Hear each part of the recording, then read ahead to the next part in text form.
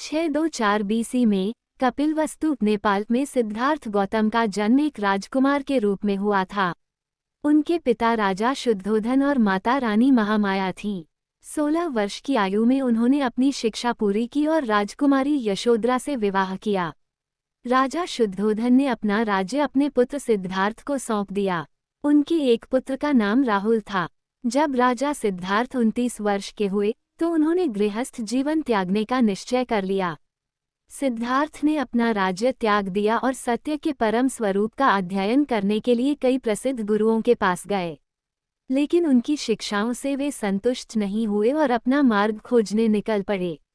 6 वर्ष बाद वे निरंजना नदी के पास बोधगया गए और एक वृक्ष के नीचे बैठ गए। सिद्धार्थ का मन शांत और निश्चिंत था।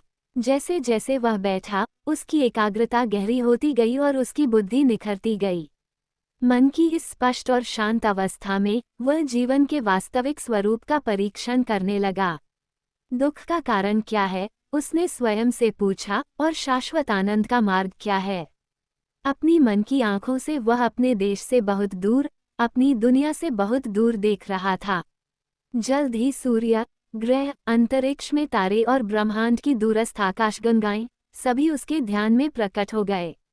उसने देखा कि कैसे धूल के सबसे छोटे कण से लेकर सबसे बड़े तारे तक सब कुछ एक निरंतर बदलते पैटर्न में एक साथ जुड़ा हुआ था, बढ़ रहा था, क्षय हो रहा था और फिर से बढ़ रहा था। सब कुछ आपस में जुड़ा हुआ था। बिना कारण के कुछ भी नहीं होता था और हर कारण का बाकी सब पर प्रभाव पड़ता था। जैसे ही उन्हें इस बात का एहसास हुआ, उनके मन में गहरे सत्य प्रकट हुए। उन्होंने अपने भीतर गहराई से झांका और पाया कि राजकुमार सिद्धार्थ के रूप में उनका जीवन उन जन्मों की श्रृंखला में नवीनतम था जिनका कोई आरंभ नहीं था, और यही बात सभी के लिए सत्य थी। हम एक बार नहीं बल्कि बार बार जन्म लेते हैं, जीते हैं और मरते हैं। उन्होंने देखा कि मृत्यु केवल मन का उसके वर्तमान शरीर से वियोग है। मृत्यु के बाद कर्म का महत्व अगली यात्रा के लिए केंद्रीय है। एक जीवन समाप्त होता है तो दूसरा शुरू होता है, और इस तरह मृत्यु और जन्म का चक्र घूमता रहता है। उन्होंने ये भी देखा कि एक जीवन से दूसरे जीवन में हम निरंतर बदलते रहते हैं और एक दूसरे को प्रभावित करते रहते हैं। कभी हम धनी और सुखी होते हैं, कभी हम गरीब और दुखी होते हैं। कभी कभी हमें सुख का अनुभव होता है, लेकिन अधिकतर हम खुद को समस्याओं में घिरा पाते हैं।